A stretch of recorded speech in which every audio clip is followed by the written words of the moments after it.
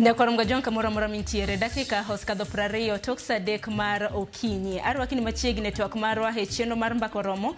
Twak chako sani nyaka rom kanyo saa 5 mar onyango. Odiochieng' kodiochieng' nyaka rom gajwang' e chenro magwa wantiere koda twak mopogore opogore duto mwagere godo piny Kenya. Omiyo kiny makawuono wamulane na sekta mano mar somo. Chutho to ne jopuonjre manyien mabende gisandi koro donjo e Mbalariany e hikgi mokwongo. Bende wang'eni wantiere hik omenda manyien mano mar higa mar 2025 26. Maduong' mwang'iyo nyaka rom gajwang' en duoko chien fee omenda mano mar Mbalariany ma bende piny owacho ne osingo ne jonyuol ni chakre chieng' tarik 1 dwe mar 9 mano mar higani. Jopuonjre duto te obed mago mantiere hikgi mokwongo, hikgi mar 2 kata mano mar 4 ibiro bed ka iduoko negi chien omenda e Mbalariany. Achiedh nade mopogore opogore bende ka wanoyudo thuolo biro bedo kwa lose ma bende jopuonjre e Mbalariany osebedo ka yuda ahinya kaluwore kod deko mano mar omenda mar HELB ma bende jopuonjre wacho ni omenda mar HELB ma bende piny owacho nowacho ni nosechiwo kanyo siling bilion 9.6. Omenda makamano pok ochopo negi. Kwa kamano jatend migao mochung' ne somo mano Ogamba, Migos Ogamba bende noloso kotenre kod mano. Ma en sigana moiknwa kod jafwambo marwa Joyce Olo. Wawinja naka pokanyisi welo ma bende wantiere gode studio. Ma en Mbalariany ma Nairobi, jopuonjre ma johiggi mokwongo ochako donjo moro bang' moro kaluwore gi milome manomigi mar donjo ayanga ne chako sombgi.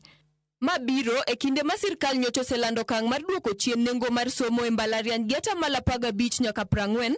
Kata kamano, moko kuom jopuonjre gi jonyuol osebedo ka penjo mathoth e wi kwan omenda hie mowinjore gi chul ni mar ler pok ochiw gi moko kuom kuonde tiegruok. E kaunti ma Kisii, jopuonjre kar tiegruok ma Kisii manochopo Mbalariany ne ogolo pachgi ka gilero ni pok gineno lokruok mora mora kaluwore gi ote manogol e duoko chien omenda mag kuonde tiegruok, kendo en gombo margi mar neno ni oduoko omenda go chien ka moko kuom jopuonjre bende onyiso mor margi e lokruok mosebedo. Sirikal nowacho ni dhi duoko nengo mar somo piny, to kendo ntiere kidienje mopogore kaka departments kata gi dho ngere mawacho ni osaduoki fee gi piny e Mbalariany ma Kisii ka, lakini moko ni skunde timo mano mondo nyithindo te one kaka ginyaneno kaka gichulo kwayo ni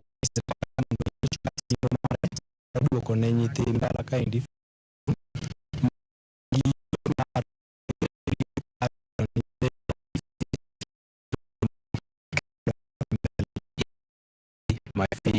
my fee arrears was so high, but it has actually reduced from around 400,000 to around 312k.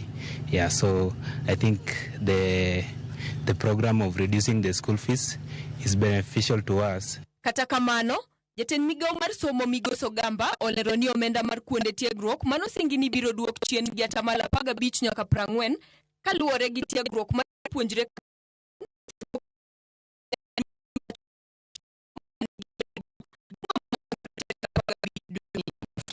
Meetings and discussions, it was agreed between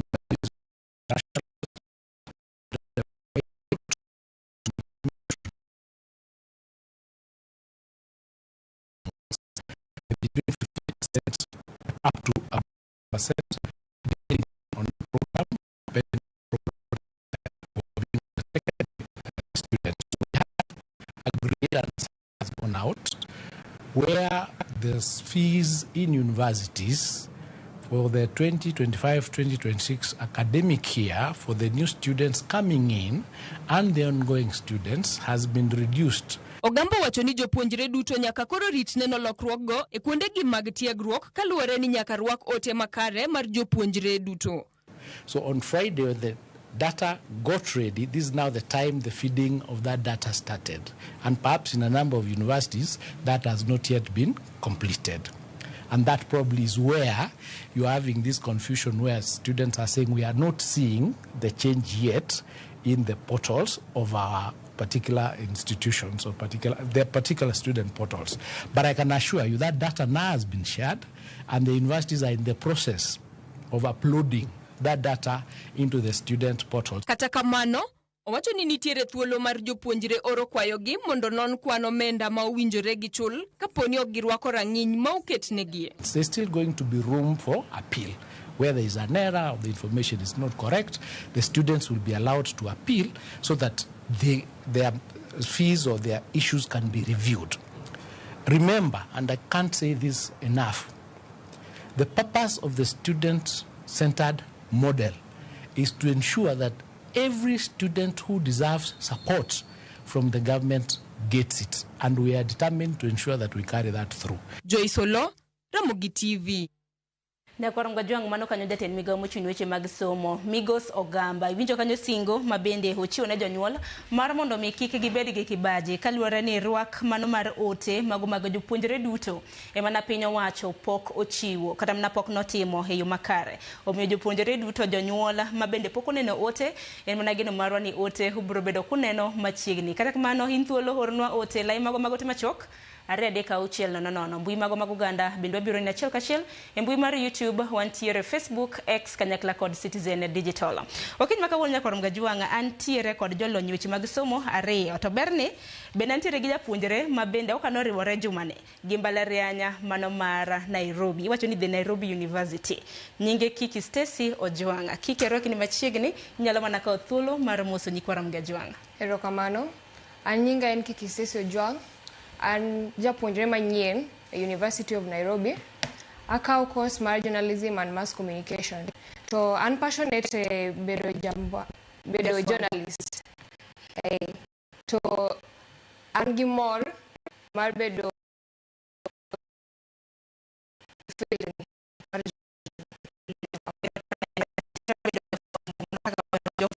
ni machiegni e paw fuambo. Nekwaram Gajwang kopogre gi Kiki bende wantiere gi jolony weche mag somo achaka gi Maxwell Magawi ma bende en jakanyo mano mar Elimu Bora Working Group. Maxwell haroki ni machiegni. Erokamano Sharon. Kaka Sharon owacho na luonga ni Maxwell Magawi ajakanyo ma Elimu Bora Working Group. Elimu Bora Working Group wan jogo ma different policy experts ma lose sana weche mag puonjruok kochakore nursery, primary, secondary kod the tertiary institution. Amora ahinya bedo kodu kae kawuono. Okan wendo mokwongo afani kora asebedo wendo mapile sana. Erokamano ahinya okini wenda ahinya ne johera mago mag mbako romo rupiny okini wende Ramogi kae. Moko en wendo machielo Nekwaram Gajwang kin jahera mar mbako romo gi rupiny kata mana chenro magwa e TV mar Ramogi antiere ka gi Richard Moth ma bende en jalony weche mag somo. Arwaki jatelo. Erokamano Sharon ne jowinjowa mag Ramogi TV. Nyinga en Moth Richard jalony weche mag somo amor duogo mondo wapuonjre kanyakla. Erokamano ahinya. Maxwell ang'eni Elimu Bora untiere koda romo ma bende ywayo jokanyo mopogore ma bende nitiere sekta mano mar puonj. Ang'eni weche ma bende usebedo kulose en motenore koda chiedh nade mosebedo kaneno e sekta mano mar somo. Sani jopuonjre manyien donjo Mbalariany tiwinjo kanyo ywak makoni kod kocha mosebedo kaneno wach mar fee wach mar deko mar help e kin mamoko. Aparo ni mano e mwachak goda chiedh nade makamagi ma bende jopuonjre yudo kata bed ni piny owacho to wacho ni gisebedo ka gichwalo omenda isa mowinjore. Igeni shida mar omenda e Mbalariany en shida ma it's an old problem.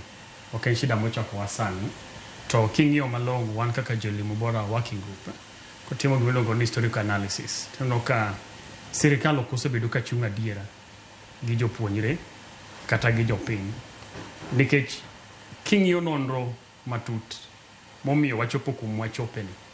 Again, ne wan gi miluongo ni differentiated unit cost. Nentie the kind of fees mana nyithindo chulo nen uniform.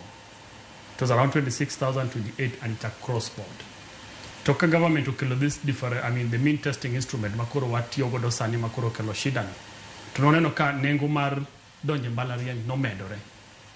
To gisani giwacho ni giduoko fees between 25 to 40% and fees money and mar differentiated unit cost koso mar unit mean testing instrument nikata ka giduoke by this 20-25% pod ibong'e tibo ifunyo ni pod en bei mamalo sana kipimo gi chudo mana nyithindo chulo chon kane pok wabedo gi this mean testing instrument nikech ng'ato kokwalo gwendi yawa to tedo alafu wacho ni mon koro wabed gi kwe adhi toko ni kitabam kibuom.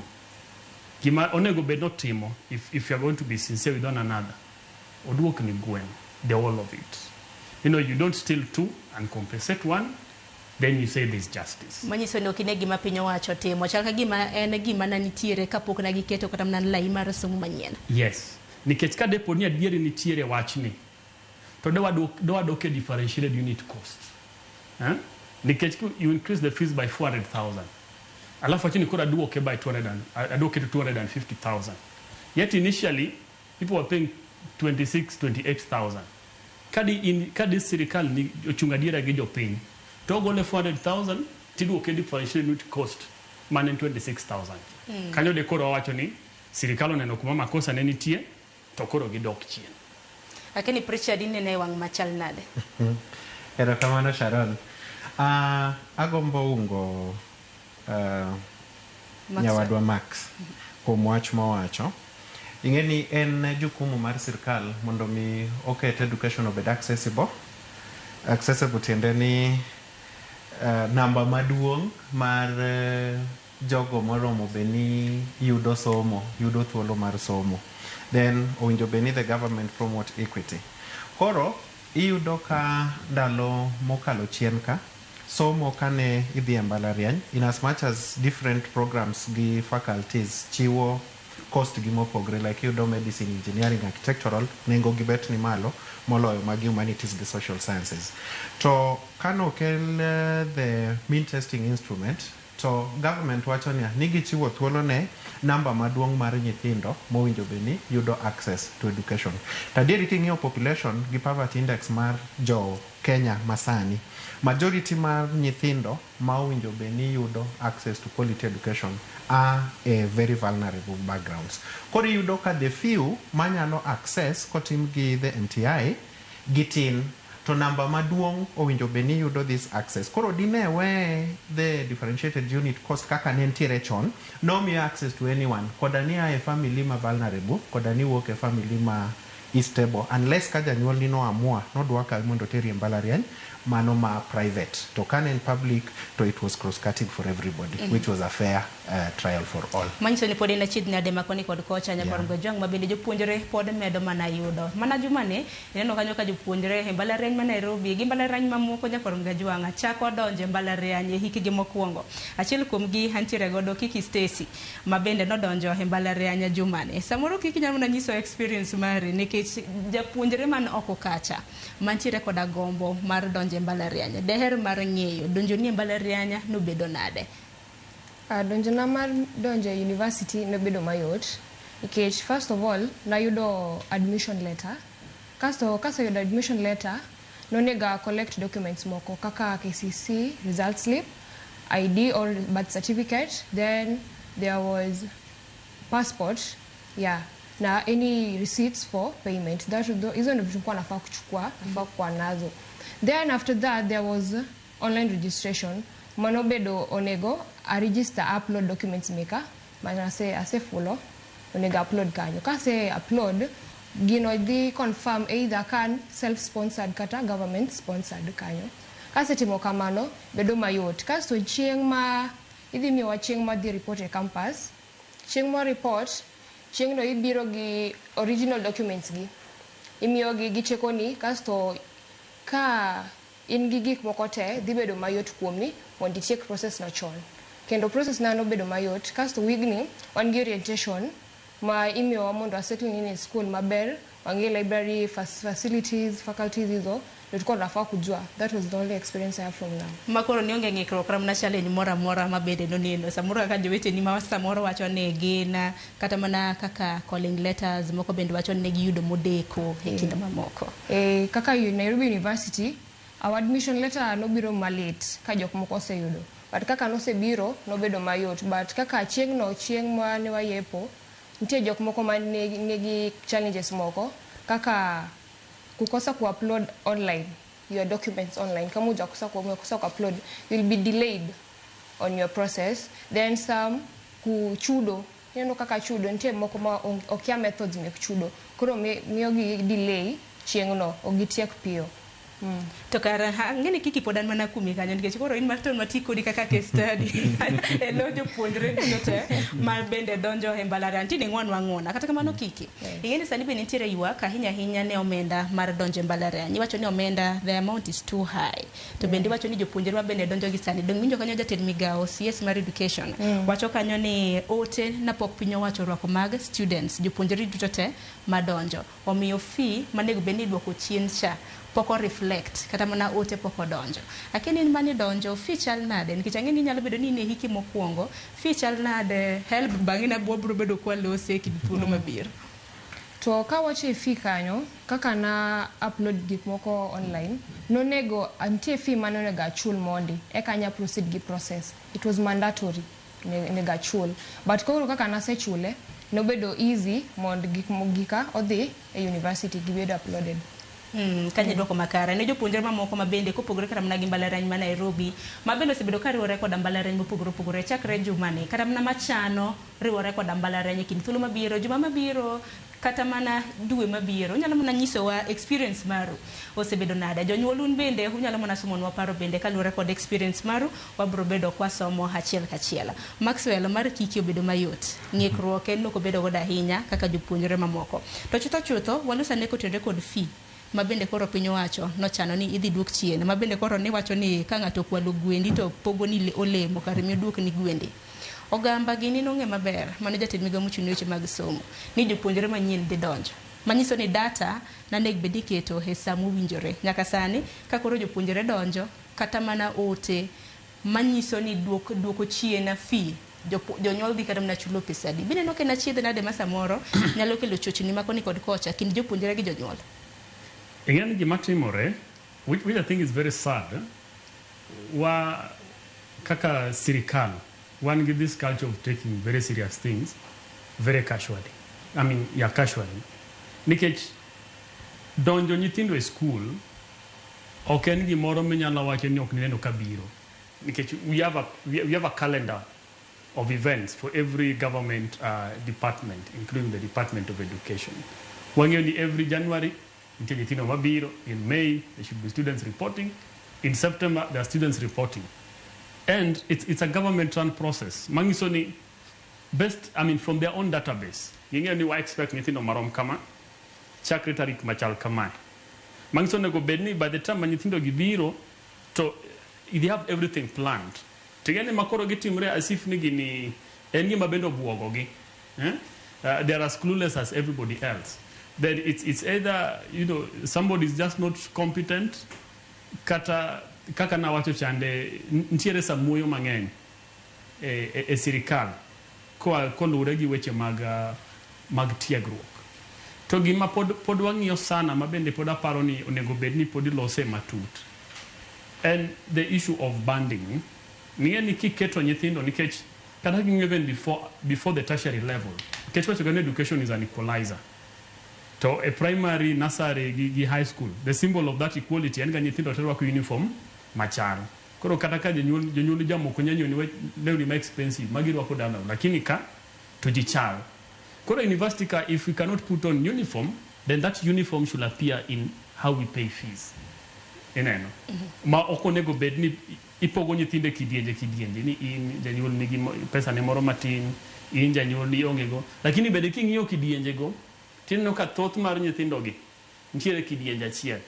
The other 4 bands are virtually empty. They just have a select number of people. Mangiso ni ultimately the idea is to keep increasing the cost of access to education. Tekini makamagi ng'eni ka bende jopuonjre bende riwore koda somo jonyuol ma lwetgi ok mor jakor mgajuanga bende jaluongo arambe e kin mamoko to sani kaka mna help gini bende deko omenda bende poko yanga damna ni gidhi chulo omenda maromo pesa di e mbalariany mopogore magi midwoko chien mar mondo mi janyuol ng'e bende bedo matek akeni e bagni kata mna samuoyo masamoro Maxwell wacho preacher Sharon na wach kama aparo ni wasebedo kwago mbaka kata mane studio waka Ramogi kalure gi weche mag somo to chutho iyudo ka seche duto mwabiro ka nyaki yudi ni ntiere ng'ikruok e migao mochung' ne weche mag somo e pinywa mar Kenya ka anyalo remember tie Mbalariany higni 20 gi bathe mokalo kogik kawuono. To bagni matimore tok 20 plus years nyaka nadhi Mbalariany is almost more or less similar gi gima notimre kana bedo admitted. To chutho de en gima I expect ni kaka wamedo dongo higa ka higa owinjo beni nitiere lokruok e yo kaka itimo gik moko. Koro ibro yudo mana kaka nyawadwa Maxwell wacho.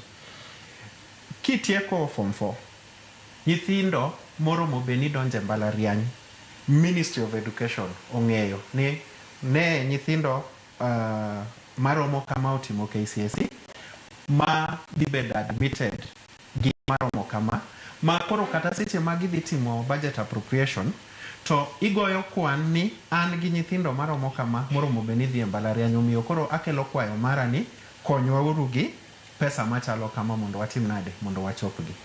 Kidonje Mbalariany iwuok, adwa chiwo mfano, nyathi owuok e gweng' kucha ma watne moramora mantiere e town onge. Ting'eyo nyathi thothne ibiro yudo thoth nyithindo matieko klas 12 ka gibiro to giparo ni Mbalariany chalo gi high school ne majority of them, save for a few modonge town. Koro en obiro gi mentality ni abiro dhi ayudo admission, hot nitiere, gik moko nitiere. Koro kobiro to yudo culture shock, to manyonge bende no chopo ka oonge godo ka nogeno ni manyonge dhi timre nade dhi bedo kacha. Koro mani to en ng'ingruok maduong' kendo nitiere samuoyo ma oromo beni migawo mochung' ne weche mag somo kao wache mag somo to keto mijing'o mondo mi nyithindo duto, nikech kimis kata session awach ni sani kaka Kiki owacho gin gi orientation, nyathi mabiro biro kata mana 3 weeks after, there are a number of things ma obiro miss ma mondo mi adjust mo catch up biro kawe thuolo moro. Mana kamano bende gini kwaloso koda fi mano mar Mbalariany omenda ma bende donjo godo Mbalariany agomos kwaloso kotende kod omenda mano mar donjo Mbalariany korum ga juang nyaka bende waloso kotende kod omenda mano mar help omenda ma bende piny owacho chiwo ne jopuonjre mano mar mondo mi ginne kaka ginyalo konyore godo Mbalariany. Nyaka sani omenda ma kamago pok ochiw. Bende Migosi Ogamba ma bende jatend migawo mochung' ne weche mag somo ento wacho ni moko kuom jopuonjre masani donjo mantiere hike gi mokwongo nitiere moseyudo omenda mano mar dak kata upkeep. Onyo na sigana mano mar Judith Monde. Tich ariyo mar tarik 19 dwe ni jatend migawo mar somo Migosi Ogamba nyochwalo oboke manyiso ni migawo no osechwalo omenda mar somo mar HELB maromo bilion 9.5 ne kuonde tiegruok mamalo ma opogore e pacho ka. E omenda ni ripod Ogamba oyango ni maromo bilion 5.8 ochwal ne skunde ka bilion 3.7 to keti e bengi mag jopuonjre kaka omenda mabiro tayo gi e yor dak kod chiemo. E yorwa mar fwambo kata kamano, kalore gi ywak ma osebedo chien e wi deko mar omenda gi, walimo Mbalariany ma Kisii University, jopuonjre ma watwak go, koni koro en jumbe nyaka ne giyudo te machuok, mayango ni ne oseketnegi omenda, kanyaka sani kata siling pok gineno e aguche gi mag bengi. Sirikal no onyisowa ni gibro chiwo pesa mar HELB. HELB ne ema konyo nyithindo nikech e Mbalaka wa nyithindo mowuok kuonde mopogre to pesa no ema konyowa e yore wa duto. Pesa ne ema wanyiewo gik mwachamo, pesa ne ema jok moko chulo kata rent, moko be chulo godo mana fees. Koro en kwa modwa tero ne sirikal mar Kenya motel gi jatend migawo mar somo Migosi Ogamba. No wacho ni pesa osabedo disbursed to kwang'iyo to pesa no onge. Koro en kwayo wa madwaro ni sirikal koyie to winj kwayo wa mondo pesa no kel, nikech pesa no ema konyowa e Mbalaka nikech sani josechako duogo e skul. Giseluwo ndach omenda ni nyaka e telo mar kar tiegruogno poni mar somo osechwal duoko ma giyudo kata kamano ok duok geno.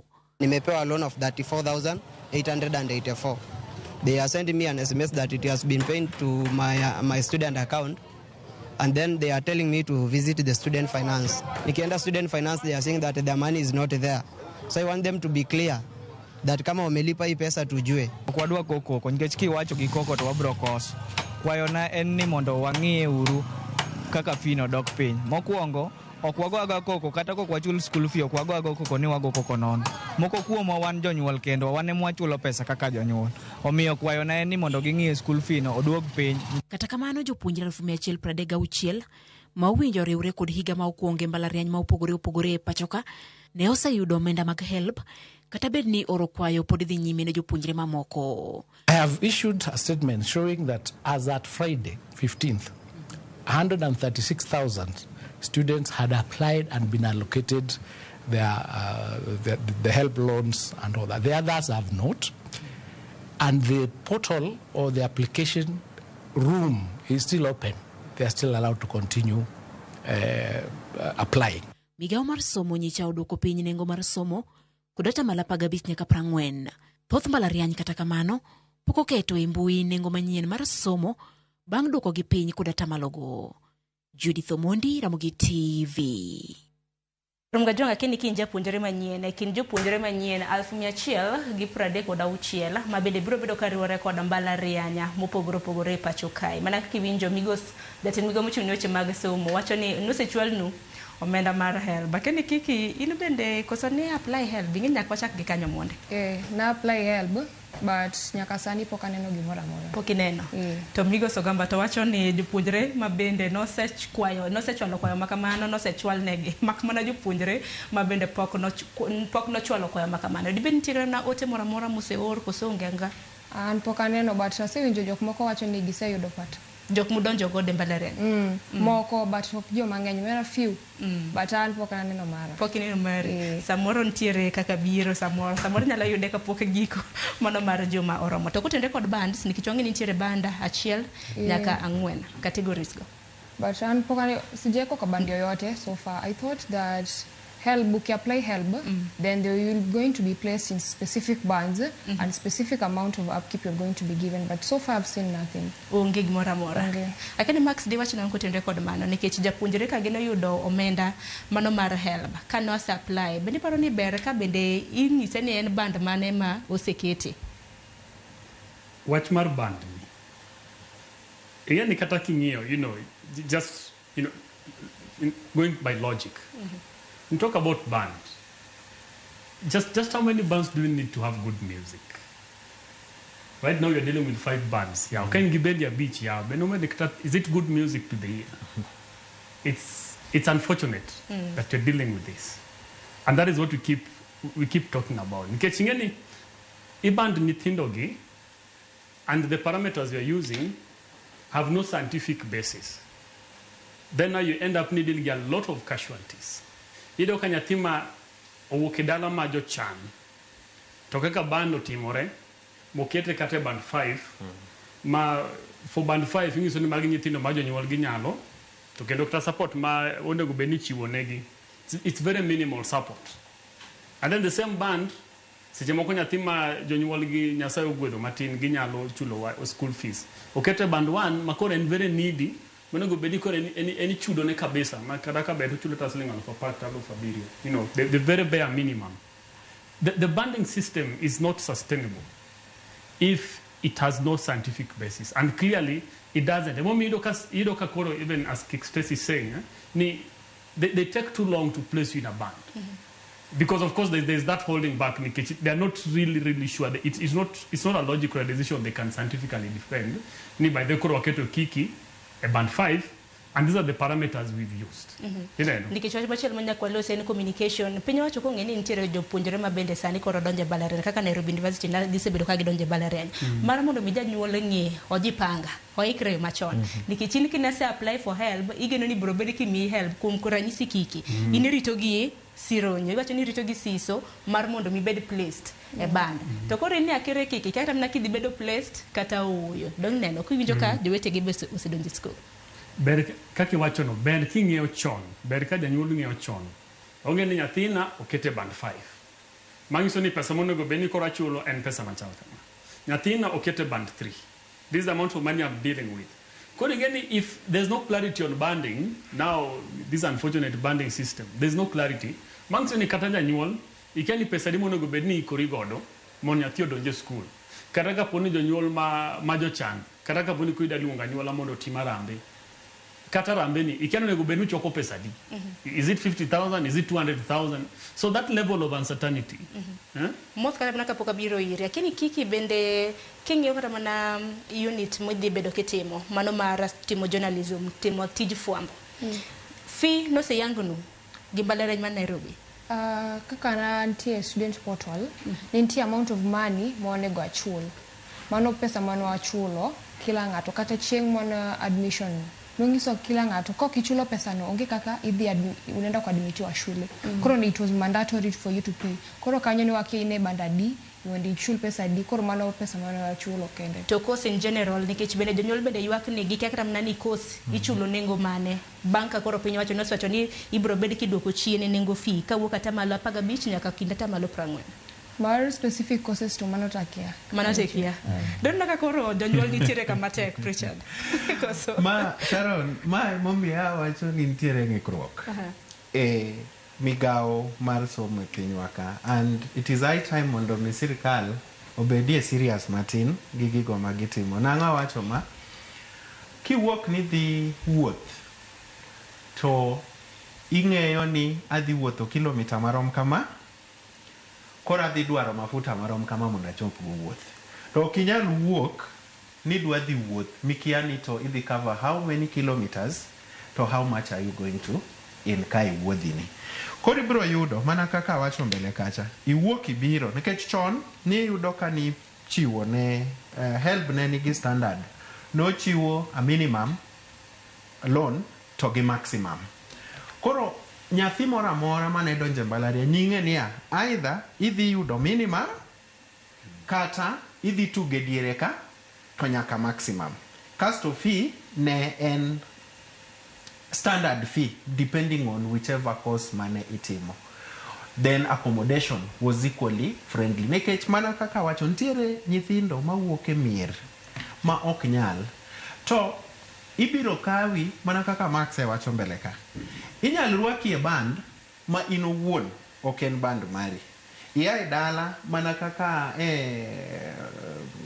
ja Mbalariany ma Kisii owacho ka. Some of jogi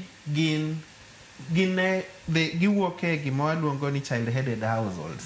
Ma en owuon emo obiro e Mbalariany mondo many future, to kendo pod nitiere nyithindgi motimre nade morito motekeagi.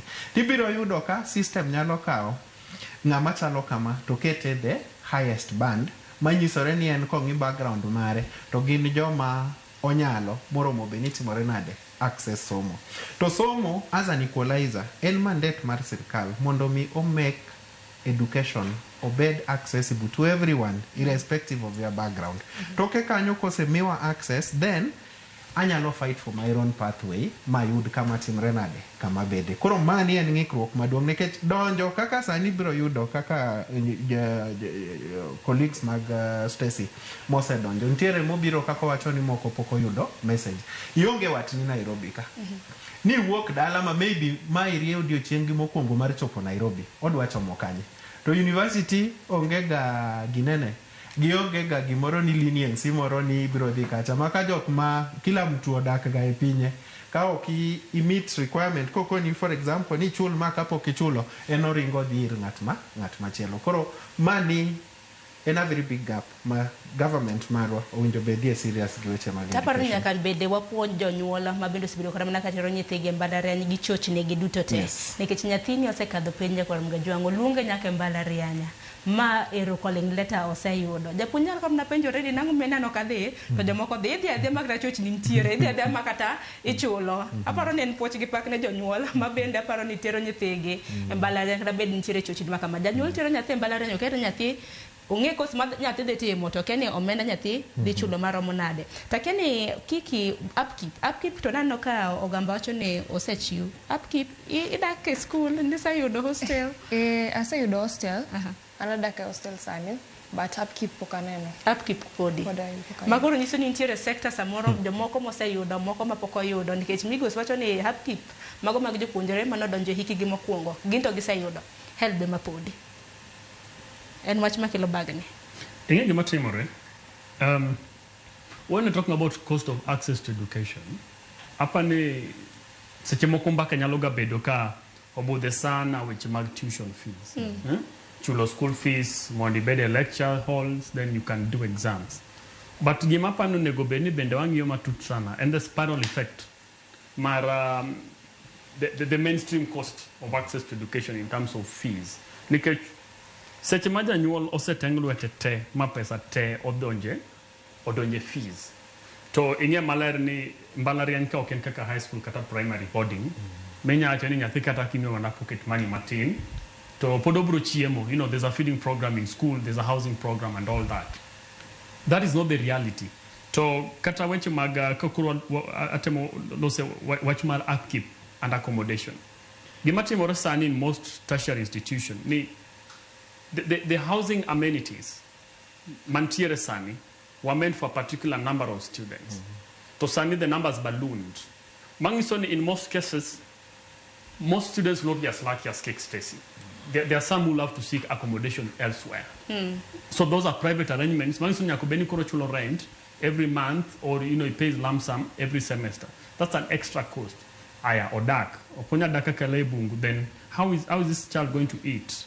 Or the chamango, or the wakango, and then the whole tuition process. You have to photocopy notes and do all those things. So all this attendant cost for a young person who still does not have a means of income and coming from a background whom probably the parent had to maybe sell some cows or something. Mondo chulu fees. Koro janyuol to dong nono. Irokori se chukori udonje school. Lakini kaka kori idadake school ka. So then you look at the overall quality of the learning experience. Then okonya chini koro tiegruok mwan godo sani Mbalariany. En tiegruok moro minyalo expect you are going to have a quality graduate at the end of the day. So then the government needs to be very honest with itself that the cost of access to education does not start and end with tuition fees. So when we talk about upkeep, then it also has to be something that has been scientifically assessed to say ni 30,000 kama nyathini. So I can demonstrate ni kama kako this spend for the next 4 months to 30,000 biro romi. Okaka kapesa ni 20,000, that's the standard upkeep for you, but you're not looking at the circumstances. Manyathino dak god. Kata iti marambe tinyiso kata mana kata bede kanisa kata obeda nyuola inyiso gini omenda maka mato samoro kana mna komenda bar somono temiki ata keni chalnade samoro preacher minyalo medo kapoko ka ywe. Ero kamano agombo medo kama nitiere a number of factors ma revolve with education. King'iye kaka Max Pime awach ni kaka wacho nitiere students mabro donjo to gidhi yudo ka the available room space mantiere Mbalariany osepong'. Chuno ni student ni nyaka manyan an alternative accommodation. Rate mar chulo hostel e Mbalariany upogre gi rate mar renting ot. Nikech kidonje i hostel, ibiro doka hostel nigi kitanda, nigi mattress, in gi study table, in gi kom, pintiere, stima ntiere guaranteed. To kiwuok midwa dhi dak oko, to chuno ni ibiro chulo ot koda deposit, ibiro manyo kaka idwa dak. Yani en ot manyien, idwa manyo kaka idakie. Ibiro commute, nyaka iket pesa midwa commute godo okinyi godhiambo depending gi location miyude ot kumidwa dake. Your security is equally not guaranteed. Nikech nitiere power in masses kidak within the campus to kaku ng'encha uduto te un student I feel more secure. Tiyudo ka okoka ka idak security mari ibedo ng'at moro ma vulnerable nikech jogweng ka bende nitiere mana jok moko mabe chandrega. Koro gineno ni in koka ni donjo chal gima ruoth ogwedhi maber inie gi omenda moro matin. Inyal dibathi matin miyud kama ok otimre nade obedo. Koro en a cycle mowinjo beni irango ting'iyo matut to in terms of even expansion sirikal oromo beni rango niya owinjo bed gimi itimo upfront ni wadwa admit for example nyithindo 1,500 bed capacity ma wan godo as the government within our across Mbalariany magwa en bed space marom nade to nyithinda di moromo beni make declaration ni gin gidhi dak e ang'owa e hostel to mage ma feel ni gin ok gidhi timre nade gidhi dak e hostel. Koro kwano ka ginyalo bedo godo prior kata mana 3 months or 4 months prior to nyalo konyo gi ng'eyo niya mairi e bed space ma wan godo mairi e the limited number ma wanyalo yudo godo gap, then periodically ginyalo yudo kaka gitimore nade gidongo to gimedo these accommodation rates mag nyithindo nikech somo ken kitera e class kadenyo okikonya lecturer bro biro ndio but abete class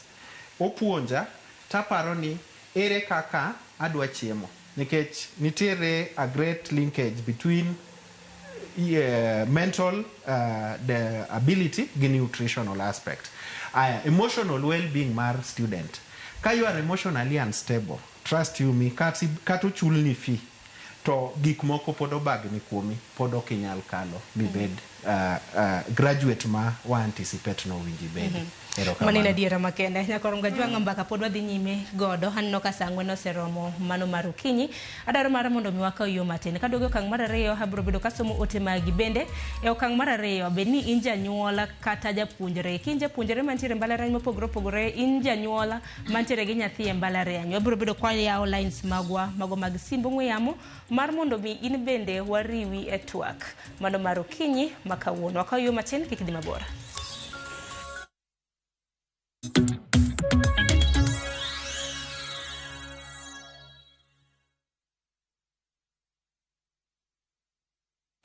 Saa zingine mambo kupata bila plan. Gas ndio imeisha, landlord akuache upumue, mtoto ni mgonjwa na bado ni mid-month. Usijibox kwa noma. Piga *531# and sort your emergencies with my Mobi Civil Servant Loan. Iwe usiku au mchana. Kama wewe ni civil servant, sasa uko sorted. Dial *531# and get up to 20,000 shillings and pay from your next payslip. No paperwork, no guarantors, no drama. Ni wewe tu na simu yako. Register now and see your limit in seconds. Built for Kenyan civil servants. My Mobi. Iko sorted.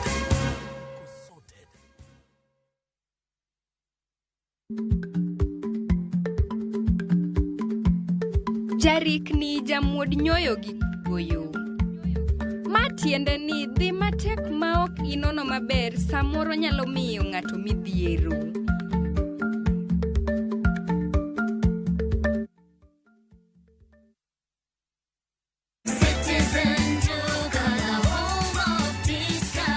No queues, no heavy bags, no stress. Just shop on citizenduca.com and get everything delivered at your door. This week, save big on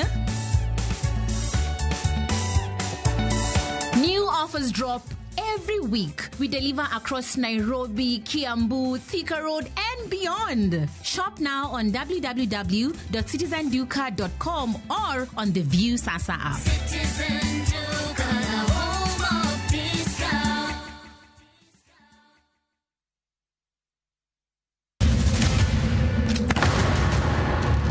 Taka unusi gi wachno to ano ka bibet ka ikinyuome to kata arus mare ano ka bibiro ere kaka ini nyalo timre gosipre malich kamae kosiparo ni nen mana kende ka an kamoro achiel kode to joma ni kate bende ni kode en chunji adek osiep hera koda timbe andhoga makelo chwanyruok koro onge kaka arus ni nyalo timo maye yawa ikrine wuodh parineti sigana manyiso kaka inyalo tem paro kod lek ma ng'ato nigo kendo yiero nyalo loko gik moko duto. Parineti wuok tich nyaka ngeso saa 2:15 otieno mana e Ramogi TV.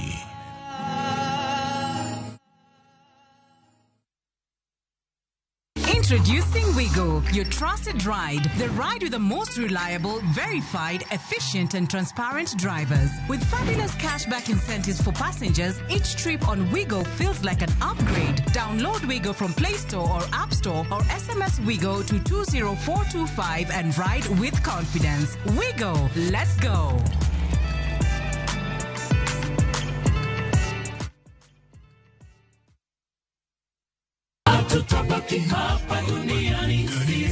Bei manyo kit lamo mamulo chuny kae kama wach bedo e mangima kendo thumbe duogo chuny.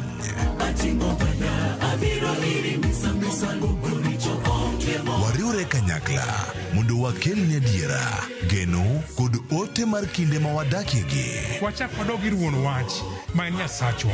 Wachak wapeny Nyasaye wach, Nyasaye be wuodhwa dhi maber. Biblia wacho niya, Yesu noloyo teko jachien e msalaba. En wach mar yie, dwaro kod yudo kari e sigand Nyasaye.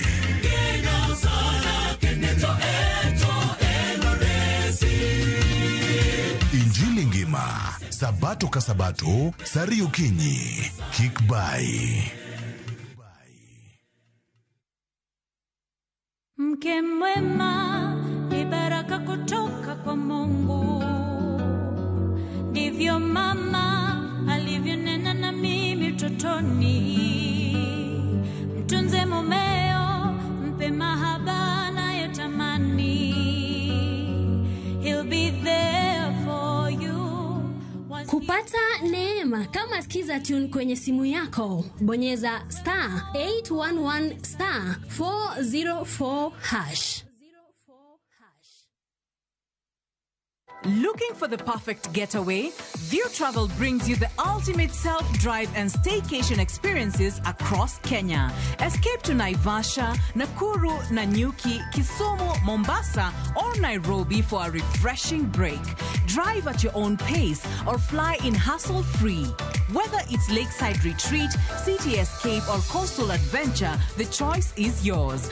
Perfect for families, couples, and friends to relax, bond, and unwind. Book now. Visit viewtravel.com, call or WhatsApp 0703 254 254. View Travel. Dream, explore, discover.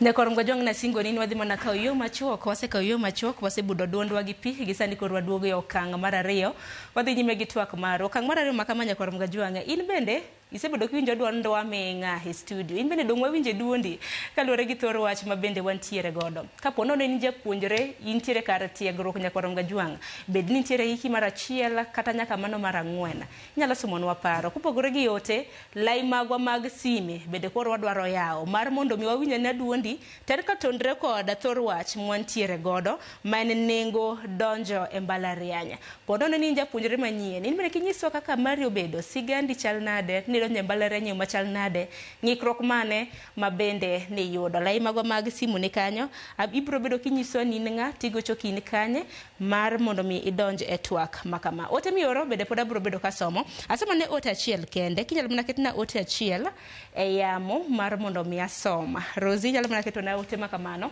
Nyasudan, iwacho ni ipenjo gi muolo. Mbalariany wang'ne idhiye to kata michame ote maonge. Sani kata jo CBC fee magichulo dwaro gi mar grade 9. Koro ena sector, ena achiedh nade makoni kod kocha mabendo kwako sector mano mar somo. Nyisa kanyo na somo namba mar simu Nyakor Mgajwanga. Ntiere namba mar simu mabende biro bedo kasomo achiel kachiel e wang' jowi kanyo.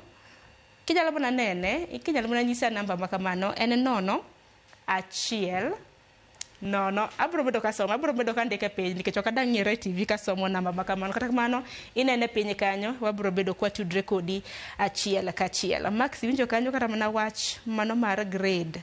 Jalnero ma bende ndikonwa kanyo ka bende wacho ni omenda kata mana mar jo CBC machulo sani. Bende thoth ywak ok en mana e Mbalariany kende. Mana dier. Nikech ing'eni kata koro wachopo kuma koro wago mbaka mar cost of access to education.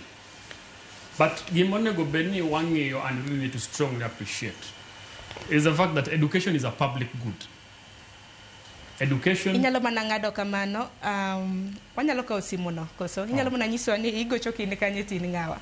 Bo maka gi kanyo monde. Koro kigocho keke flash bende igocho to obro bedo komako. Max aguni mos. Onge shida. Actually, education is a public good, just like health and by extension agriculture. Gin public good in the sense that they sustain the public life. Ma onego bedni at no point should people struggle to be in a classroom or a lecture hall. This cost adjustment, these are very unfortunate conversations that we are having.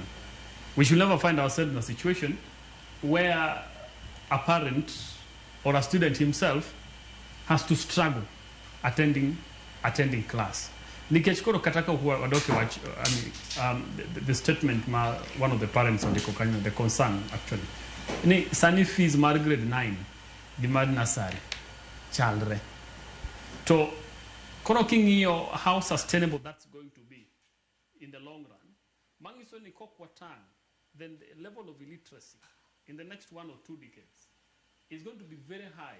Nikech bocho poku makoro janyuol nyaka you know, you make a choice adwa pidho nyithindo gi, gidwa chiemo, gidwa rwakra, adwa chulo rent, kata adwa chulo school fees. So then you only sustain your kids learning to a certain level. Kaka ne wan godo, you know, before the introduction of free primary education by Kibaki's government in 2003.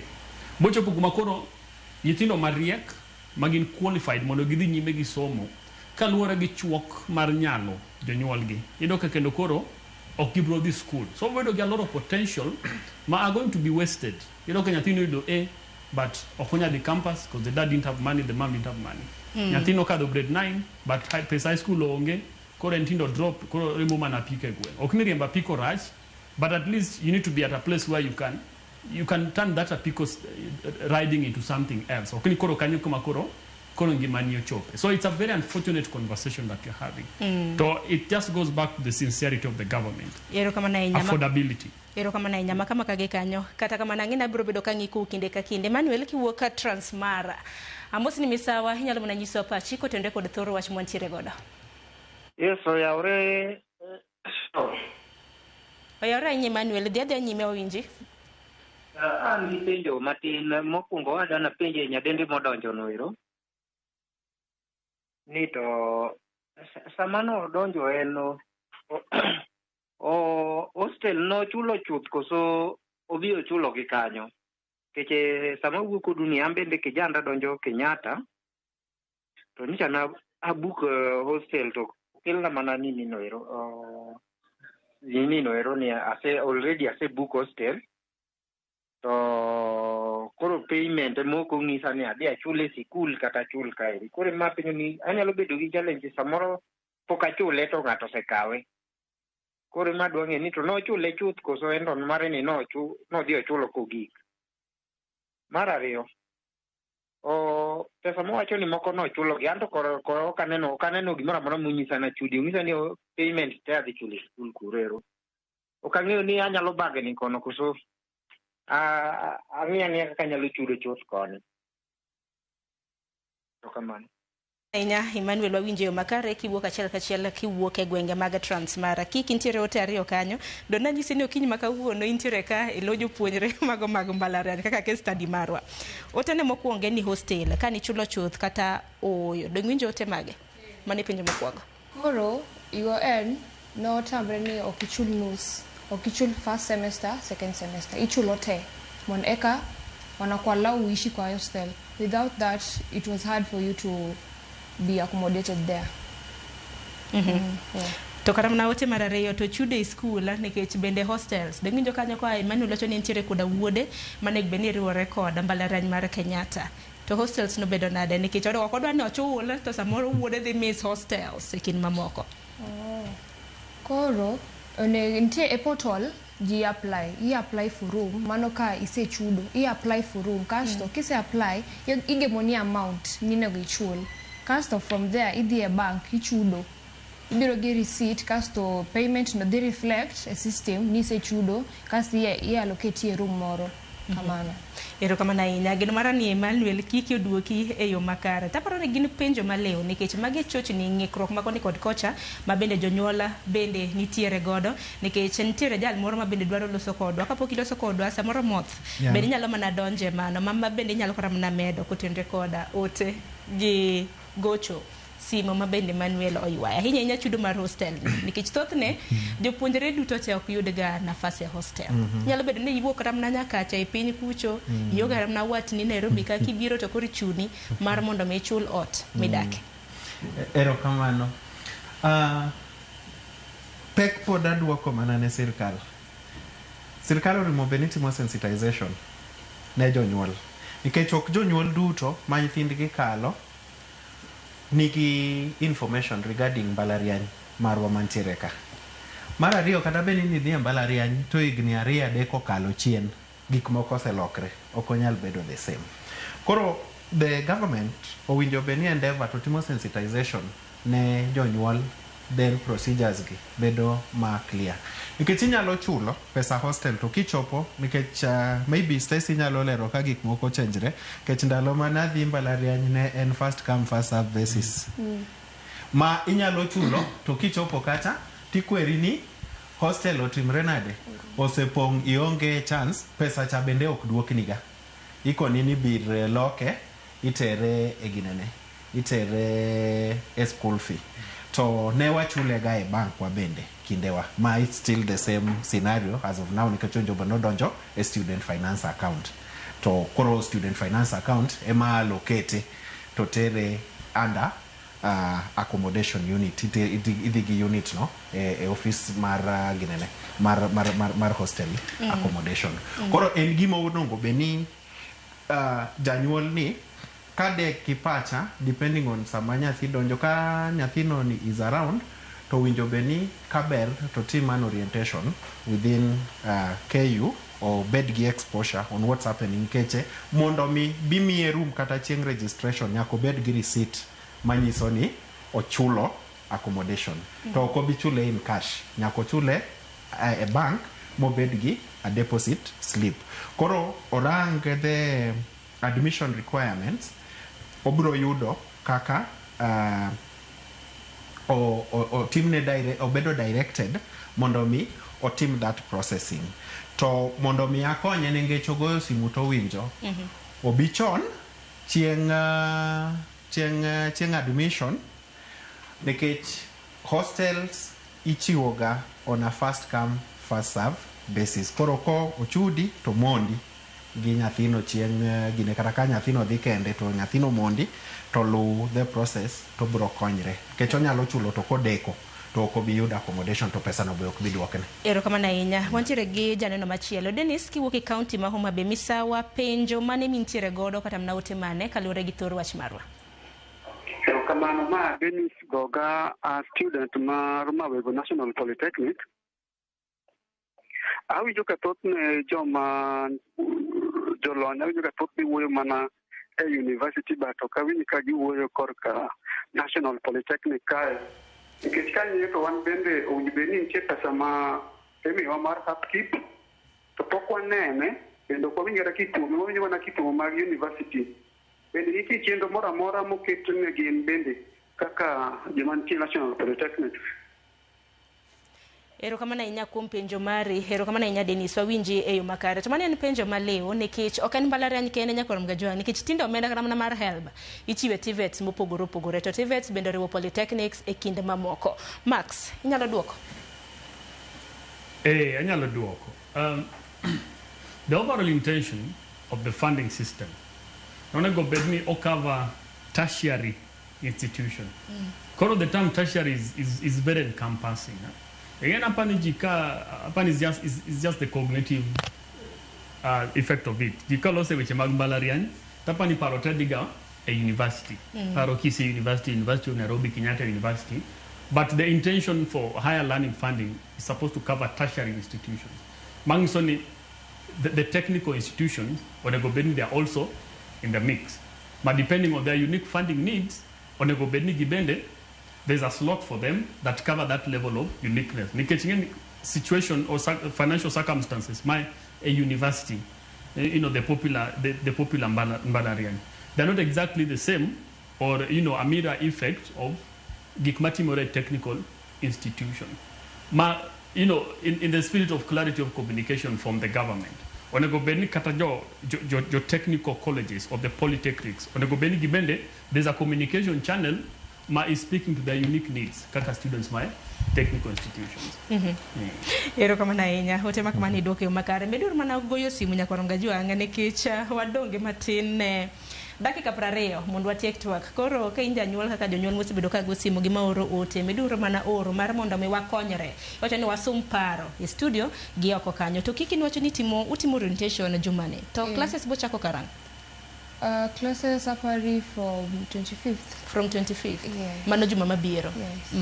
Online classes. Online classes? Yeah, we are going to be taken through how to learn online classes from next week. To sani orientation iseng'eyo yi Mbalariany ma Nairobi maber. Onge club. That is where we eat. Kumichieme. Kama chieme. Kata kamano in makare se settle, donge? Yeah, se settle. Ero kama na ahinya. Kata kamano nyako ronge jwanga kwa dhi nyime kata mana gi twak marwa kotende kod nengo mano mar donjo e Mbalariany. Bende wala sana kotende kod achiedh nade mamoko ma bende nitie kata mana sekta mano mar somo.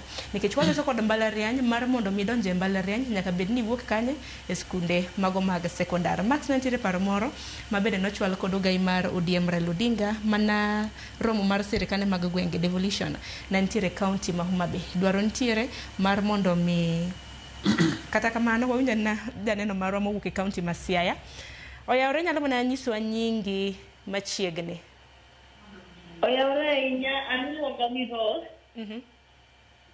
An gi penjo, awinjo ka wacho kanyo ni onego bed nitie documents mabedo uploaded online. Gin documents mage mabedo uploaded to gibedo uploaded nade? Koda japuonjre mantiere Mbalariany ma samoro donje hike mokwongo arus. Ten Mbalariany mane? En Mbalariany mar Masinde Muliro University, ten ng'at ma yaka donjo mokwongo. Odonjo chieng' tarik mane? 8. Erokamano ahinya nikech kiki bende wacho nitiere some documents ma bende gintiere godo mano ma bende nu download nu upload gin kaka mage samoro mana kinyalo konyo Rose ma bende nitiere gi nyathine ma donjo Masinde. Okay. Nitiere documents kaka KCSE result slip, ID or birth certificate. Then there was some receipt for fee receipt. Then there were so many documents. I can't remember all of them. Portal ni inakuambia nisi gik minego documents minego upload but you upload gie PDF kata JPG. Yeah, kanyo. Hawezi upload tu like unapiga picha hivi na unatuma. You need to put them in PDF or any other document. You'll be guided kwa portal yako. Mano portal mar school moluongie. Yeah, mo school moluongie. Koro ki follow instructions mo mi gote, ibiro bedo sawa. Mana kamano hiduoke yo makare Rosa ageno ni yudo konyro kaluwore koda kaka kiki oduoki.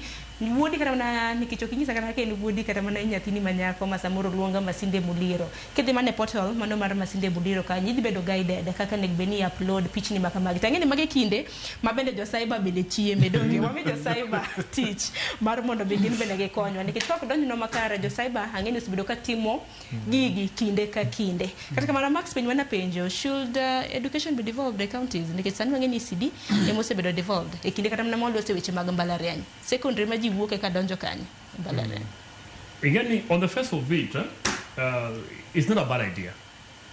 But then, whatever we are witnessing with the ECD and health, probably cautions us to go a bit slow with the idea and catch the devolution of health to the counties was a very good experience on the expected level of success. Kawa decide to devolve the ministries.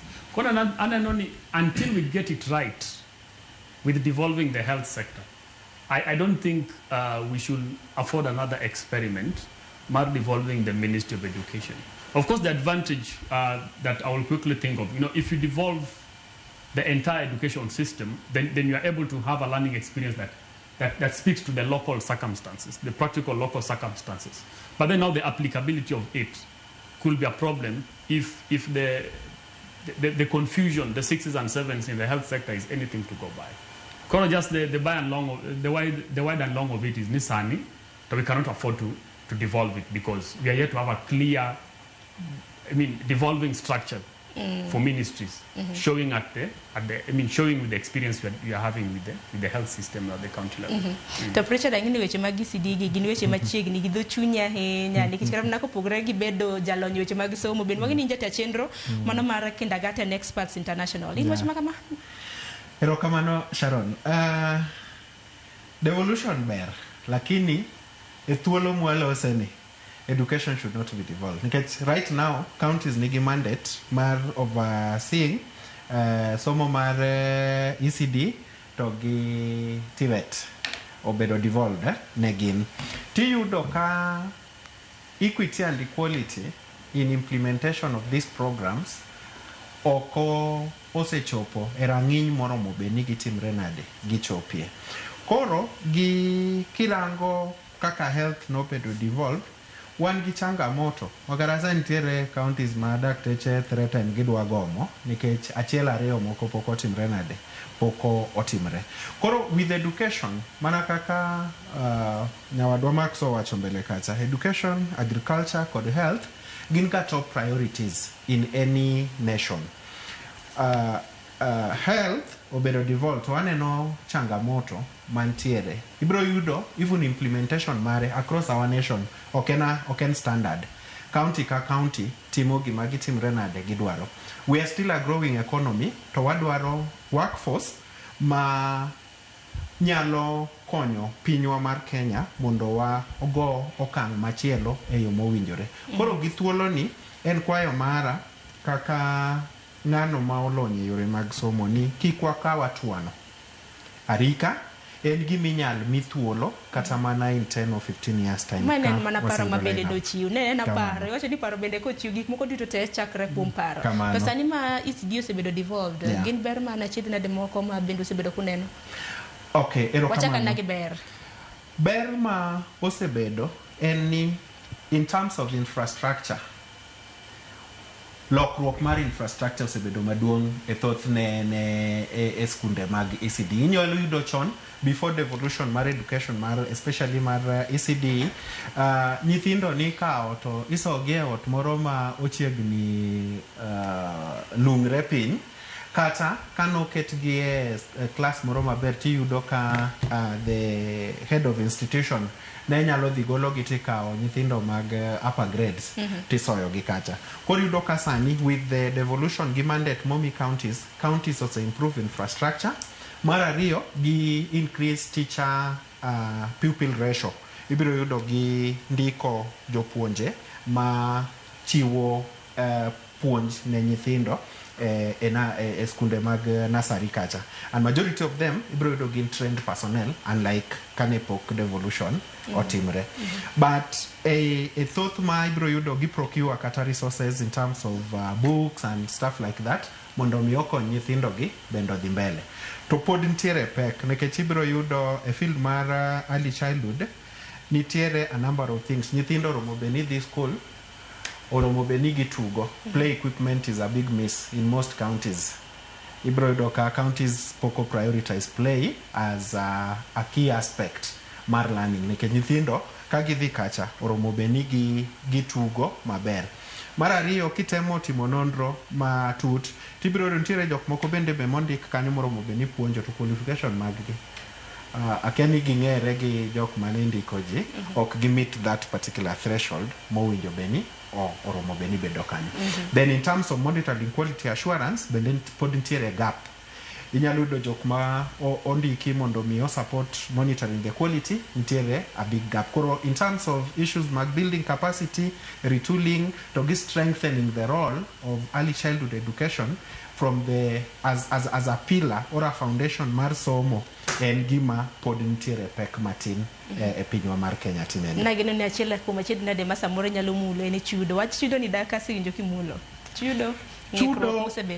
Chudo en 50-50. Ibiro yudo mostly mag government ikwayo gi some little amount. Okay, free per se, but en a little bit subsidized kidwa compare go gi chon mane ECD no keti e lwet jonyuol kamano blank. Koro ibiro yudo onge kendo standardized rate. Ibiro yudo county A o impose levy makama, county B or impose levy makama. Ma at one given point, Kenya Theo work from a very vulnerable background. Tiyudo ka ena challenge in terms of access mar education right from the onset ma nyathi owinjo beni chake school.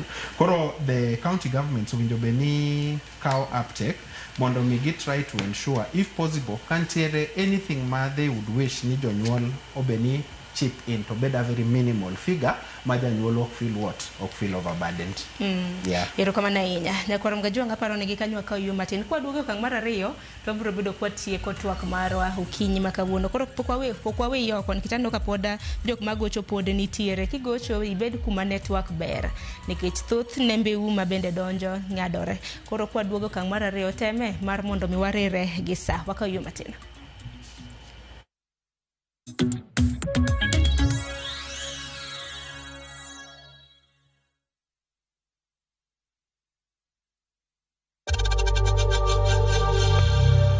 know times are tough, so save money by buying airtime from M-Pesa to any network with zero transaction fees. Dial *487*2# and get your airtime PAP with zero transaction costs.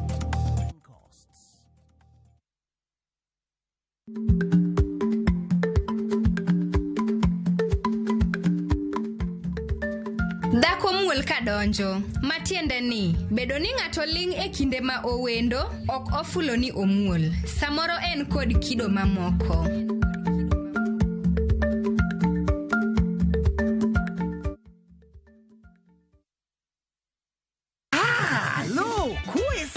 E gweng'ni, wach landore mapiyo moloyo ote mar pesa, kendo nyiero en chenro mar oganda.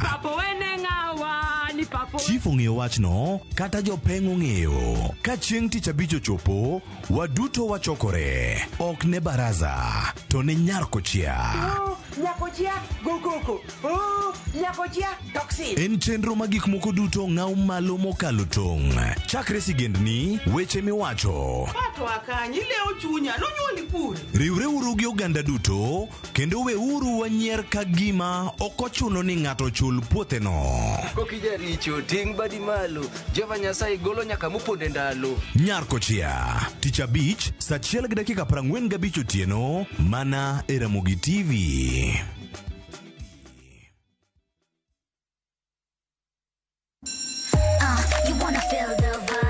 Ngeso ka ngeso, wakelo ni gik mamit makelo mor. E rogo mar nyithindo kae, wakelo ni talanta. Loso gi lwedo, wapuonji tedo be, gi moko mamit. Rogo mar nyithindo, ngeso saa 3 mar okinyi, mana e Ramogi TV.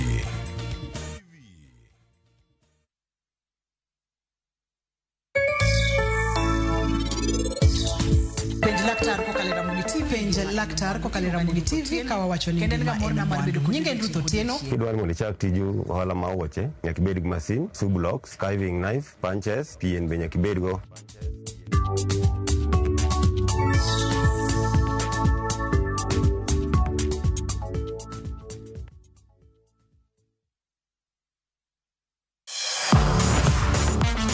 Ne thuolo mar yudo weche tuke duto nyaka mopondo.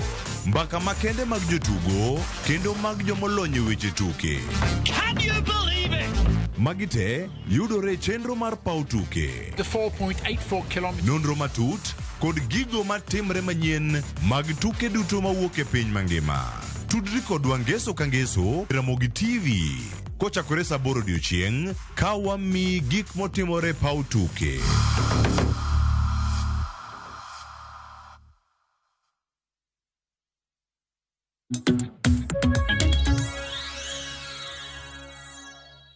Nyakorongo Jwanga machiegni okang' mar 2 dakika odongo 15 koro kin thuolo kin gi ote moro amora midwaro oro namba mar simu ni kanyo go mana mapiyo piyo mar mondo mi warire na nyisi ni kamoro amora mintiere ibed kod network motegno mar mondo mi kik swali kata mana ote mintiere godo wawi godo oko. Max nanno ka ote mathoth madonjo kanyakla kod Pritchard mabendo nyalo duoko gini motedore kod bands mago mag chiwo omenda mago mag help. Wange nyaka sani kaluwore gi new funding model wantiere koda bands abich chakre band achiel nyaka band abich to kata categorization ka wacho mana gi dhongere ng'eni nitiere from needy, extremely needy, vulnerable e kin mamoko. Ne janyuol ne japuonjore madonje hike mokwongo nikech jo secondaries and above ging'eyo wach bands makamagi kiki nocho ne kosedonjo no se apply help pok oyudo kata bed ne sedonjo university nitiere jopuonjore mamoko moseyudo. Kwaler ne jonyuol ni tie bands gi to ginang'o chakre ka ng'ato bedo placed e band 1 tiende nang'o pogruok mane ma band 1 tiere godo gi band 5. Erokamano Sharon.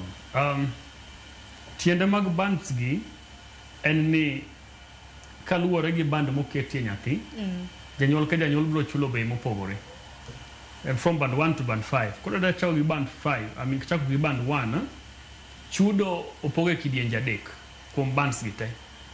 Nitiere scholarship ma sirikal chulo ni, nitiere loan ma help oli, ade nitiere household ma wuok e fuko janyuol.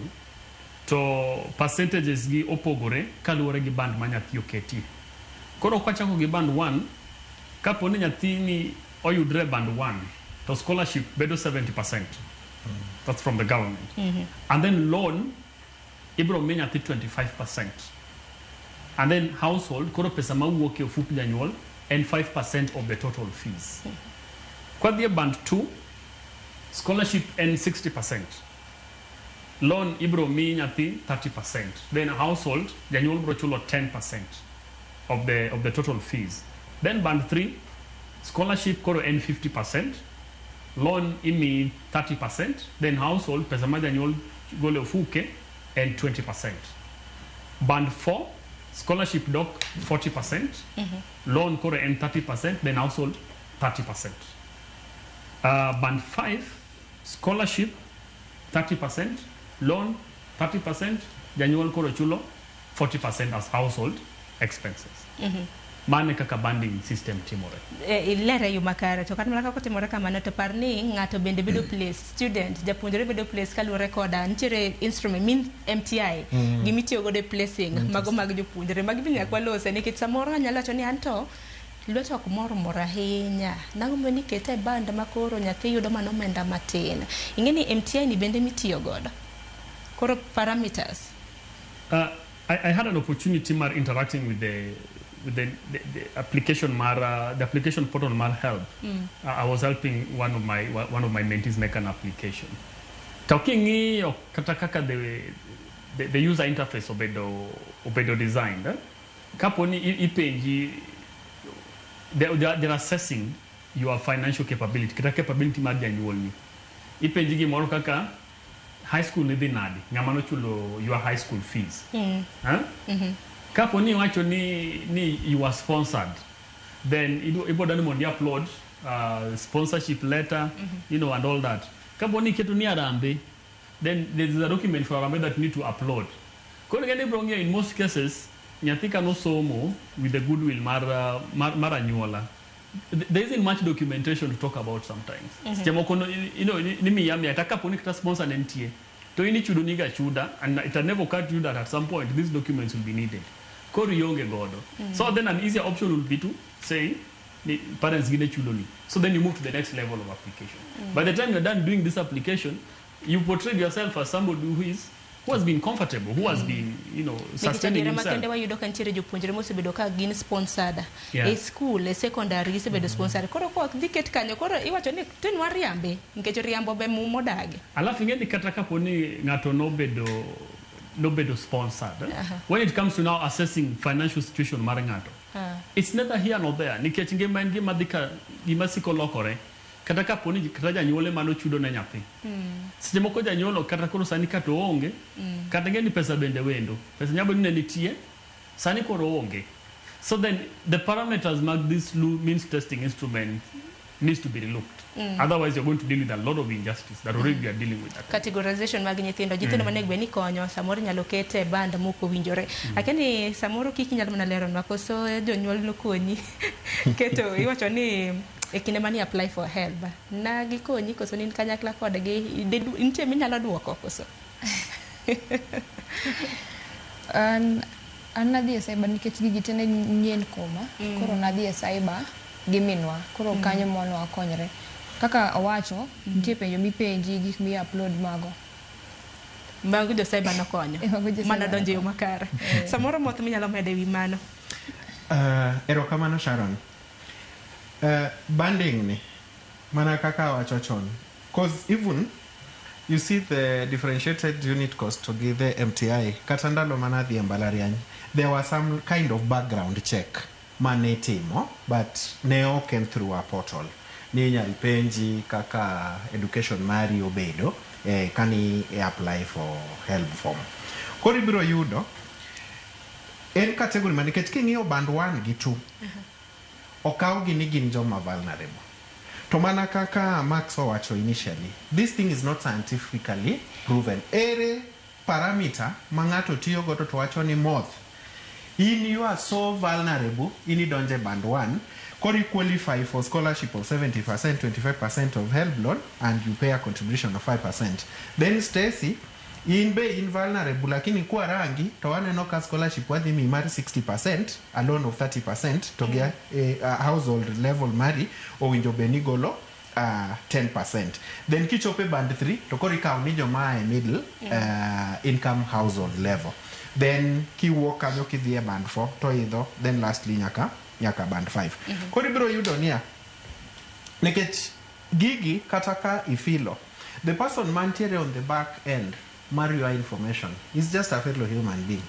To dhirango gini mibiro yudo ni some of the people iketi in a wrong band, not because nigi nekeche mana kaka wawacho digital literacy e pinywa masani, especially in the rural setup, ni piny.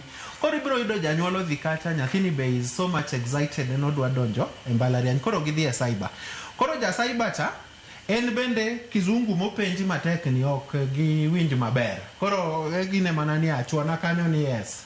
Ketna gino ni yes. Ketna ni yes. Koro ja cyber ema respond elo nyathini gi janyuol. Samori nyadudo kata janyuol kore modhi kacha kaka okaw responsibility. Koro en odhi kacha odhi filo gigi to fila ja cyber chakone ni agigi keta be jogo kitim nade kirangi. Then koro ka chutho ne biro tiyudo ka nyathi ma no winjo be ni bedo kata e band 1 kata band 2. Koro gichore to gitime nade gikete. Koro unto me I would still be of the opinion chon chanen flat rate. Ne onge gimoro ni band gima ne wa fight for ne en nia an gi minimum loan or an gi maximum or an in between ka. To ibiro yudo ka all this cost ne average, because by the time mane antiere manadhi mbalariany maximum help kanimi was 52,000. Minimum then was it 35? I think 35. Yeah, 35,000. Kodibro yudo variance was only 17,000 among students, which was manageable. Kendo nen gimoro maninyalo play along godo. To you know with this banding, kikao an instance like for example a medical program kawachni annually e higachiel okaw kata around 600 and something thousand. Tibiro do nyathima ni band 1 mokete band 1 dwaro ni from odgi ogol around 30,000. Ma is a very vulnerable child. Ma moro mbele gi nyuma onge anything podi kwae 30,000 shillings mondo ogolo chul. Tibiro do nyathi mokete band 5 ikwae around 280 something thousand. Makate bedni inie janyuol ma timo nade in the current era, chulo 200 and something thousand is very punitive in its own way. But kokete equitable. By then kane jinete gemea tu help no. Help kodonjo. Tingeni idhi sort your accommodation, idhi sort your tuition fee. Koro koreka ibiro neno kakitimri nade kakipambana. Koro for me serikali owinjore look into it. Duoko nigi wacho nigi duoko fee. That is en atamalo moro matin mar ikruok magitimo. Owinjo gi range matut to gikete ka en allocation to gibed gi range. Kiyudo minimum amount mar pesa and maximum amount and kama then gi prorate school fee depending gi different programs manyithindo timo. To everybody biro yudo equal access. Pero kama nainya hane note kamar engineer Lazaro Kanyamboki wacho ni rwako nyathi e university e Kenya ka tek sana. Kenya chalma pod ok ready for molding innovators. Mano ote mabende oro. Kata kamano sana no kama wangwa. Adaro mar mondo mi ami thuolo mar wacho wach mogi kaluore gi thor weche mwantiere godo. Haparo ne chake nagi Kiki Stacy mabende koro donjo osedonjo mbalariany koronga jwang. Kiki akene geno mar mbalariany en ango nikech angeni journalism itimo kuom thuolo mar higni 4 donge. Koro geno mari en ango kidonjo mbalariany gi ote ne jopuonjre weteni mabende donjo mbalariany mopogore opogore. Expectations mantie godo adwaro bedo gi much experience and being exposed and grow through this media industry. I want to have a good experience in that, but gima ang'e adhi yudo challenges. Mondo atiek 4 years go nitie challenges ma adhi yudo mbele. Nitie peer pressure, nitie gik moko mang'eny. We're living with people, but so doing either you people of different caliber, people of different behaviors, but sasa hapo you need to know how to deal with them.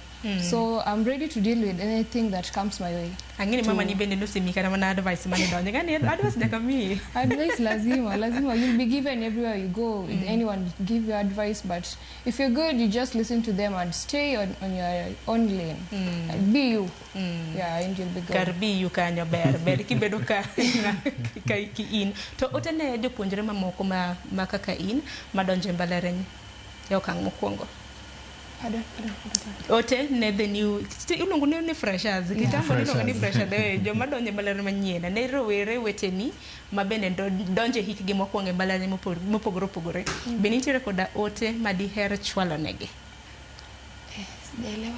Koro wanyisi koro English adani advice rowere weteni like the youths madonje first years jopuonjre the new students kaka in madonje first years, any advice to them kaka achiel kuomgi? As I've said, you be you and just avoid too many people. And keep yourself closer to a minimum friendship for when you're a guide that can guide you to be in somewhere straight. Just don't be friends with everyone. You know, friends so you need to be a small group of friends that you know what you want to get after here. Yeah, that is all I can say. Just be you.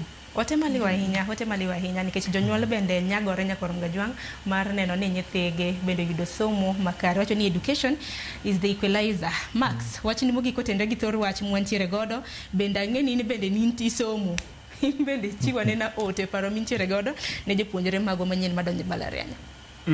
Mana machuok king'iyo in any documentation iluonge ni institution of higher learning, not higher studies. Mangiso ni you have an opportunity now for a wholesome learning experience. Exhaust every learning opportunity as much as you can. Idhiromo gi ji mowuok mopogore with different experiences, different skills, ideas, and knowledge system. Make sure you get as many pieces as possible, so that by the time you walk good, you are a graduate, then you've not just gotten developed in your knowledge area, but you have a very rich social network. Makuri nyalo dongo godo ngima mambele kata ndalo moko mabiro. So exhaust your learning opportunities. Don't get trapped in the lecture hall strictly.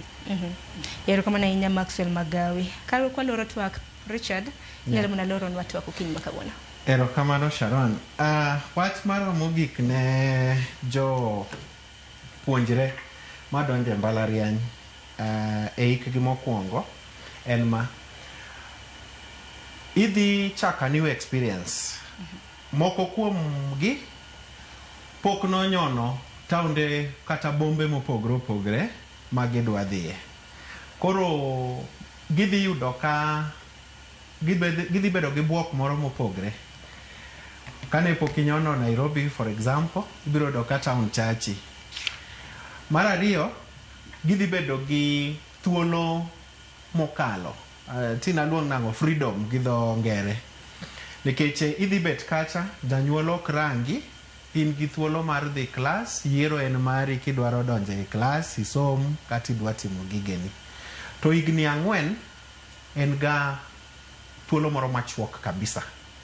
Koro an kwayo mara en ni rawera ka rawera orang kuma wuokie, ong'i pachogi, then ong'e gino mokele e school. Ochimre gi book, then mar ariyo learn other skills. Nikech ka nie modhi socialize, idhi riwi gi ng'ato mane pok nonyuoli god, idhi bed assigned a room. Depending gi hostel midhi bed allocated, inyalo bed assigned hostel ma ji gin ji ariyo, moro inya yudo ka un ji 4, moro inya yudo ndalo moko ni nyithindo student nisoyo ga like a common room ma un kata ji 6-8 e iye kanyo. Koro chuni ni nyaka angi learn to cope mondo mi adjust, nikech behavior mi ago dalau gi mar jogi idhi yudo ka timre nade ka pogre. Above all en bedo ng'ano mong'eyo gino modware ngima. Pile ng'at mong'eyo kumodhiye ok nyal ga bedo swayed gi jok moko ma ok ong'eyo. Mar adek, ok ginie mokwongo donje Mbalariany, to be ok gidhi bedo jogo mogik. Koro gikaw one step at a time to gibed joma positive.